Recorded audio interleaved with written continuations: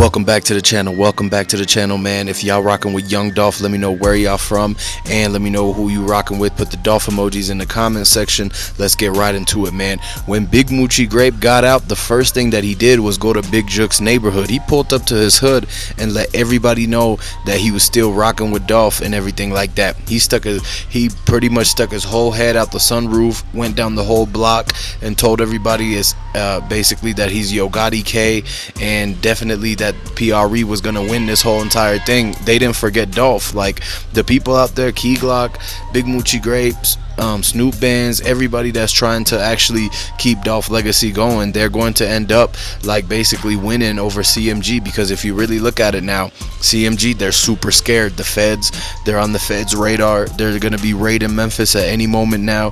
The bigjook connection has been made where the witness footage came out of the Young Dolph actual footage, and it showed that he never walked into the place himself. And so this is why everybody's looking at the situation that he was set up. The PRE guys, they're coming out to let them know that CMG and them, they're not getting along right now, because the king of Memphis, he was set up by some people who, the last people who he was beefing with was Gotti and Big Jook and everybody else that ended up basically getting interrogated by this. Because when you look at it, Big Jook, he went into they arrested him last year just around this time, and they actually brought him and Gotti Hernandez in, and they were telling on each other. This is why they let both of them go, because they were willing to give up Yogotti to let them go. And so this is why Yogotti, he's been staying far away from all of the other CMG members, because there's an informant within the group, and they were telling a lot of stuff to get themselves time reduced from their sentences, or to get their cases dismissed, or to go on probation.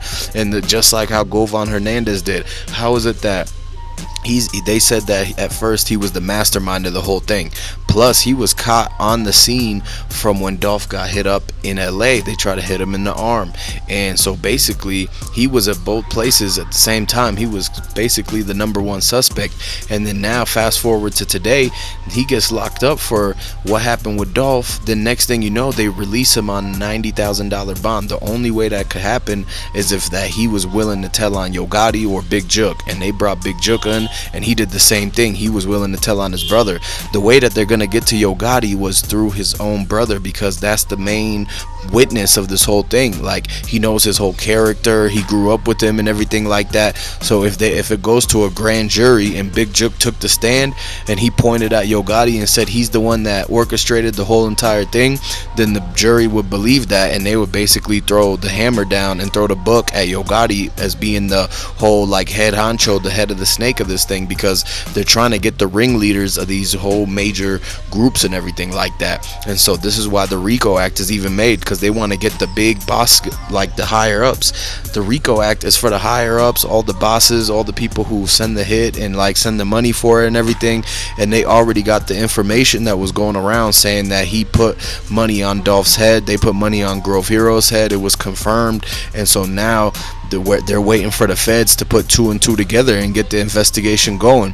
This is why a lot of people started to fall back from it, because Keyglock knew that he couldn't do anything much, because of the fact that they already knew that it was something going on between Yogotti, CMG, PRE, Trula Mafia, Double R, and everybody that's clicked up in Memphis. And so they didn't want to put themselves in the mix of all of that by trying to come out and ride for Dolph and like end up having them be the ones who get in trouble again. And so at the end of the day, people got to realize that there's a lot of Young Dolph fans out there. If you guys are fans of Young Dolph, I want you to go ahead and comment down below, put the dolphin emoji, let me know what city y'all from, because the king of Memphis, he deserves to be actually talked about and his legacy to continue on. There should be no way that they'll ruin his legacy or they put a stop to what he's doing, because Big Moochie Grape got out and he spent $300K right on the first week, and he's starting to do the turkey drive, he's starting to do the giveaways again. And so they're going to continue to do all of the things that Dolph was doing. They pull up to the Dolph Museum. Snoop Bands is always at the Dolph Museum.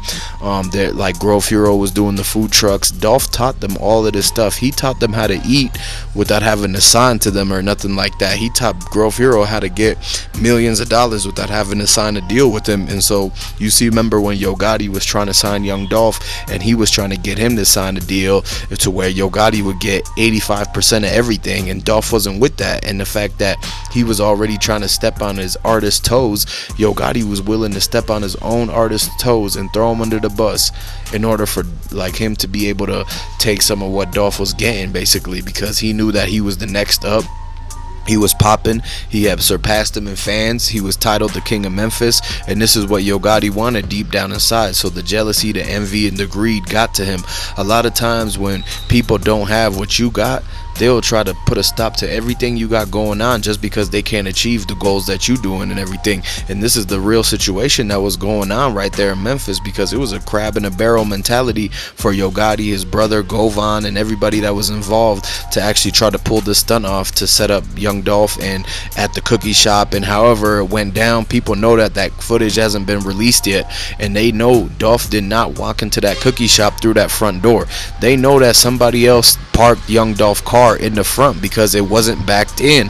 Young Dolph backs every one of his cars in because he needs to have an easy getaway, an easy exit, and everything like that. And a lot of tow truck drivers are thirsty to take his camel car collection because this is what they do. And so normally he would back in so that he don't get towed because it's rear wheel drive. If you really know about cars and the repo man and everything, y'all would know that Dolph actually backs into his parking spots. So everything was looking skewed and like something different, like it wasn't even Dolph that was doing all of that stuff. So they ended up basically taking his car from somewhere, putting it in the front of the cookie shop, making it seem like this. They said that the rumor has it, the word on the street in Memphis is that basically when the two dudes ran up out of that one coupe, the E63 AMG, they pulled up and Dolph was already on the ground when they was actually pulling the Dracos out. So who did this to Dolph? Like, what happened to where he ended up getting intercepted in all of this? Because they said that the last place Dolph was seen walking and talking was at the Ruth Chris Steakhouse, and that's when like the whole parking lot invasion happened, where they snatched him up and tried to throw him into the back of that same black Bentley truck that ended up being on the scene of the cookie shop driving by. And then they tried to hide that from coming out. They try to buy the footage and try to get the ADT security footage and buy it, because when it's owned by, when the security cameras are rolling and when you need the footage, it's owned by a third-party company, and if something major happens, then like somebody like TMZ would buy it and they could do whatever they want with it. They could have somebody chop it up and cut certain parts out and blur this and do all of that editing and stuff like that.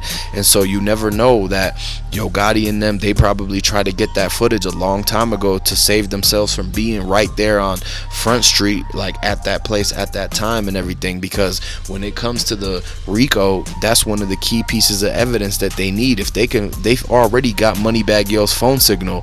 The phone signal from Yo Gotti, bigjook, and blacyoungsta pinged at the cell tower right next to the Makita's cookie shop. This is why the feds at first went and got blacyoungsta's best friend, Shondale Barnett, because he was the getaway driver of this whole entire thing. And so they knew that by him being at that location and him being in the music video with blacyoungsta in the back, where in that one Instagram live where they pulled up to Dolph Hood and Castalia and they had the sticks and they was wearing all red and trying to tell him to come outside and all this and that, they know about that. They know about the music video on Bradley Street where that same white Benz was seen at. Basically that E63 AMG was parked right up there, and Straight Drop was shooting the video right there, and all the other people that was connected, CEO TZ, like everybody, JoJo Splat. You got to remember, it was a lot of people at first that was connected to that car, and they thought it was supposed to be somebody who got their car taken at the gas station, but it ended up being blacyoungsta's girlfriend's car. And so they knew that they were using that to be able to go and do the whole entire operation, because somebody put the bread on his head. And so that one day they got the location. They're saying that the cookie shop girl, she might have dropped the location. She already was doing a lot of like where she would be mixing crowds and telling the double R people where the Trula people was going to be at those parties that she was throwing. And so this is what they were saying. We seen the Jamaica thick flyers and all that. And so at the end of the day, people just got to realize that it's Young Dolph or nothing. You got to represent for Dolph. Let me know where y'all from and who you rocking with. I'm gonna catch y'all later.